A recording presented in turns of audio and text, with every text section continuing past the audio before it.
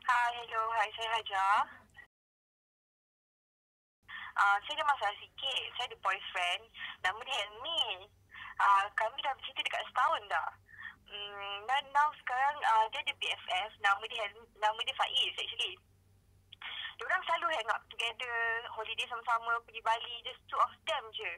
Sampai sekarang saya ada rasa macam something wrong dekat diorang punya kawan yang I rasa macam diorang lebih daripada BFF.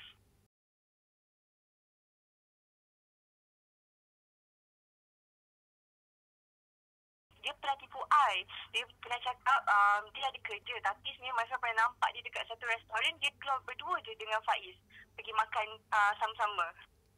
So I rasa macam Faiz lah, kenapa dia kena tipu I? Sedangkan I yang boyfriend dia, I yang girlfriend dia ke ataupun Faiz yang girlfriend dia? Pernah, I pernah berdepan dengan dia. Dia cakap I yang paranoid. Dia macam salahkan I yang takut. I yang fikir bukan-bukan pasal diorang. Dia sangat kurang kat memang pada I. I rasa macam kita orang ni bukan macam couple yang lain. Masa kita orang tak ada spend masa together, bercuti ke apa semua tak ada together. Semua macam apa-apa masalah ataupun anything dia akan semua rujuk semua pada Faiz. Macam I, girlfriend dia yang seorang yang tak memahami dia.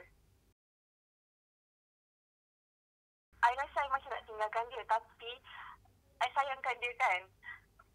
Yelah, kita sayangkan dia. Cumanya kita macam uh, takut and confused.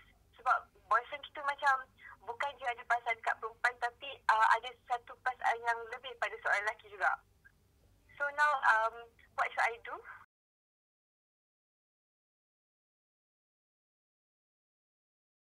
Okay, thank you. Bye.